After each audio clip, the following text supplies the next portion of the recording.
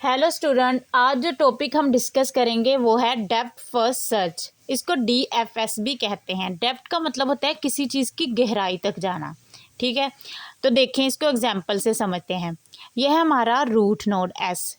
तो यहाँ पे अगर हम S पे खड़े हैं तो यहाँ पे हमारे पास दो पाथ बनते हैं, A और C का। ठीक है, ये हम पे डिपेंड करता है कि हम कौन सा पाथ सेलेक्ट कर सकते हैं। हम सी भी कर सकते हैं और ए भी, लेकिन अगर हम अल्फ़ाबेट की तरतीब के हिसाब से जाएं तो हम ए वाला पाथ सेलेक्ट करेंगे।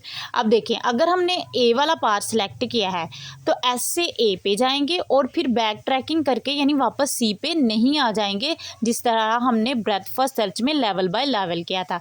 हम इसमें ऐसा नहीं करेंगे। ये है डेप्थ फर्स्ट सर्च। इसका मतलब है डेप्थ तक जाना। जो भी पाथ आप सिलेक्ट करोगे पहले आप उसके आखिर तक जाओगे, हर एक नोड को सर्च करोगे और फिर बैक ट्रैकिंग करके दूसरे पाथ पे जाओगे। देखें, अगर तो हमारे पास दो पाथ है ना, तो एस यहाँ पे एस पे है तो एस सबसे पहले हम क्या करेंगे, एस को ट्राइवर्स करेंगे।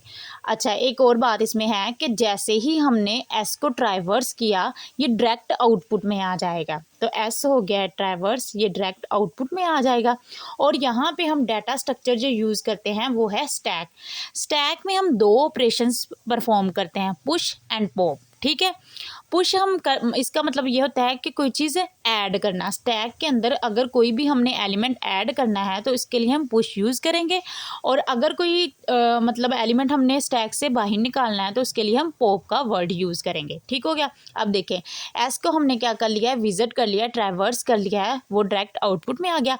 अब एस से हमने, चूँकि ये दो पाथ है, इसमें से हमने ये वाला ए वाला पाथ सेलेक्ट किया है तो यहाँ से हम आएंगे यहाँ पे। ठीक है, ए को हम करेंगे ट्राइवर्स। अब देखिए, हमने कहा डेप्थ फर्स्ट सर्च। इसका मतलब ये नहीं कि डायरेक्टली आप बी पर यानी डेप्थ तक चले जाओ, नहीं।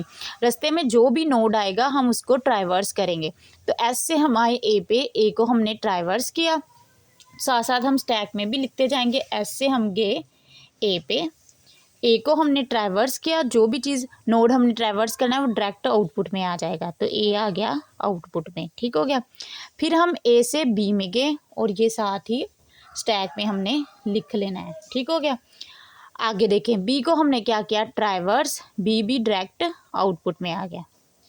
अब बी के आगे फर्दर कोई नोड है नहीं, बी को एक्सप्लोर करें तो कोई भी इसके साथ नोड अटैच नहीं है। बी का काम यहीं पे ख़त्म हो गया, तो इसलिए हम बी को स्टैक में से पॉप कर देंगे। ठीक हो गया, ये पॉप हो जाएगा। ठीक, तो यहाँ पे आएंगे, अब हम बैक ट्रैकिंग करके आएंगे एस पे। तो एस ऑलरेडी आउटपुट में है, स्टैक में भी है, इसलिए यहाँ पे हम सी पे आएंगे। सी को हमने क्या किया, विजिट कर लिया है, ट्रैवर्स कर लिया है, इसलिए सी अब आ जाएगा डायरेक्ट आउटपुट में और स्टैक में भी। सी से हम जाएंगे डी पे, डी को ट्रैवर्स किया, आउटपुट में आ गया और स्टैक में भी।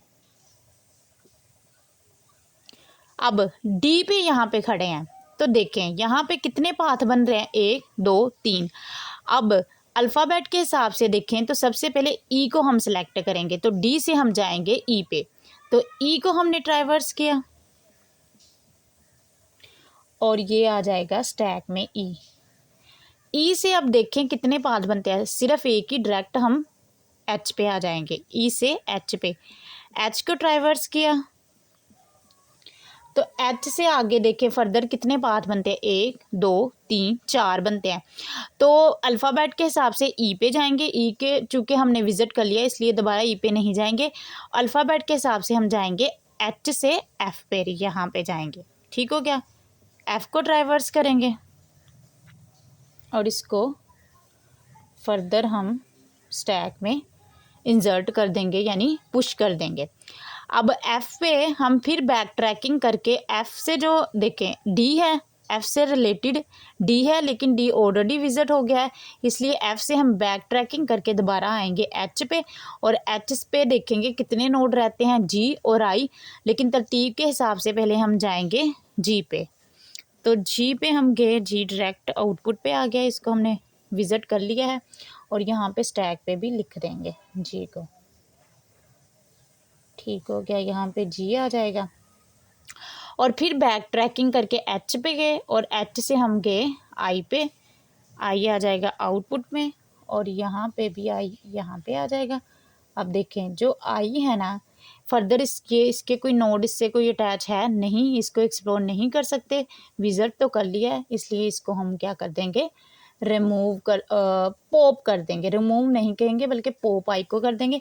आई आ जाएगा बाहर। इसी तरह आगे फर्दर जी का भी कोई काम नहीं रहा, इसलिए जी को भी पॉप कर देंगे, एफ को भी।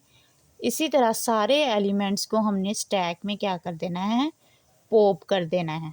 और ये देखें स्टैक जब हमने स्टार्ट किया था पहले भी खाली था, और जब ये लास्ट हुआ है डेप्थ फर्स्ट सर्च हमारी कंप्लीट हो गई है तो बाद में भी स्टैक खाली है और हमें हमारी आउटपुट मिल गई है।